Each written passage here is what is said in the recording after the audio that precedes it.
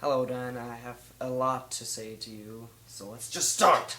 I have three parts for this video. First of all, I want to agree with you, then I want to relate to the Blue Office Chairs video, and then I want to answer your question.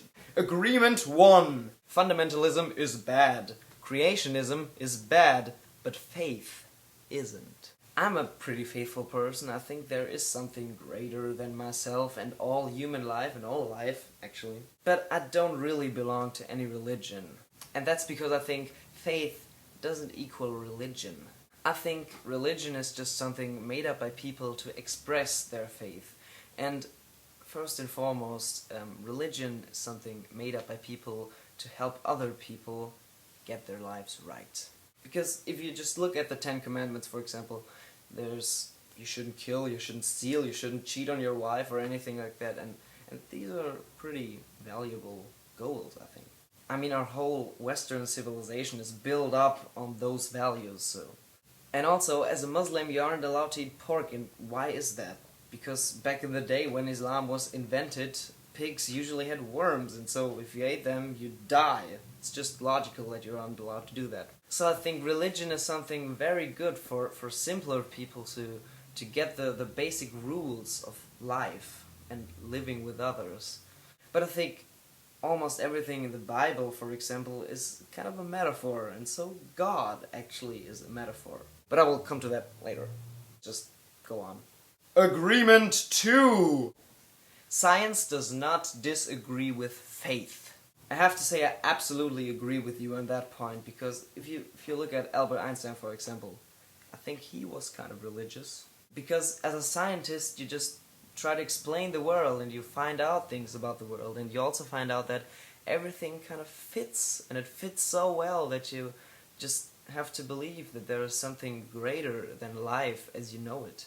Now I want to relate to the Blue Office Chairs video a bit. He said in his video that nowadays it's kind of hard to find people that have new ideas and new ideas themselves. And I kind of agree with that actually, but I also disagree. Because the other day I was listening to this whole late 60s rock and roll stuff, you know, Led Zeppelin, Deep Purple, and this whole great music. And I was really amazed, and I thought, wow, why isn't there any band and any musician that still does this nowadays? So I started searching my music library, I asked friends, I searched the internet, but my search wasn't really successful. Because what I found instead was new music that you can't really compare to anything that had been done in the past. And at that point it cleared up to me that you can't notice progress while it happens. I think artists and scientists of the past didn't really realize what great things they were doing. I mean, Picasso surely wasn't like, maybe I should invent Cubism. But I also kind of agree with this whole no new ideas idea. Because today in school our teacher told us something about Greek philosophers and the philosophies they made up.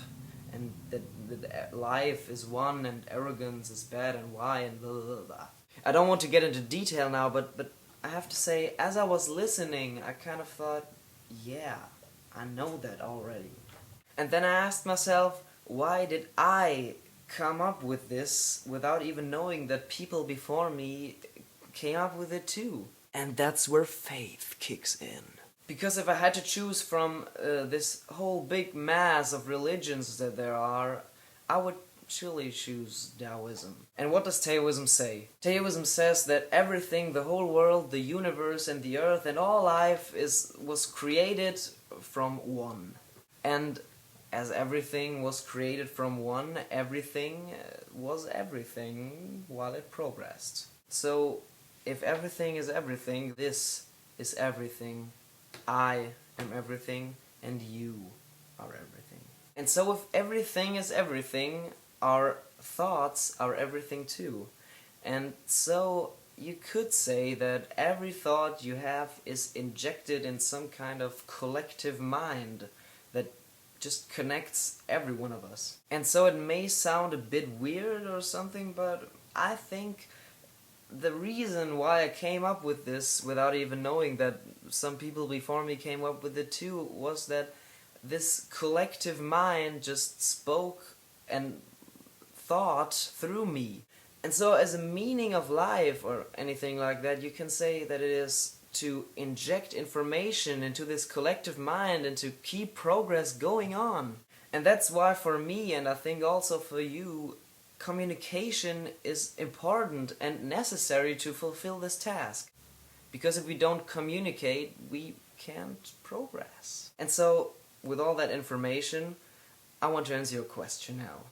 At the end of the video, you asked what would be the most intelligent way for God to create Earth. If you connect the thing that I said in the beginning of this video, that God is a metaphor, and theism, I think you kind of come to a conclusion. Because you can't say that God acts intelligently. Because if you say religion is just something for simple people to understand faith and to express faith, then you can also say that God is just this one that everything was created from. And then you can't say that this one acted intelligently or not, because we as humans can't understand this one thing. You also asked about the gender of God, and I think that's just way too profane thinking. Because then you don't see God as God, you see God as human. And God isn't human! I think this whole debate is way too huge to just do it in this one video, so I think I'll end now. So I think as a final statement, the answer to your question, Dan, is no. We can't understand the mysterious way of God or it or the higher power or any way you want to call it. But Dan, if you're really watching this right now, I just also want to say thank you for giving me your thoughts on this topic and for giving me the opportunity to tell you mine. But also, Dan, a big thank you to you for empowering communication.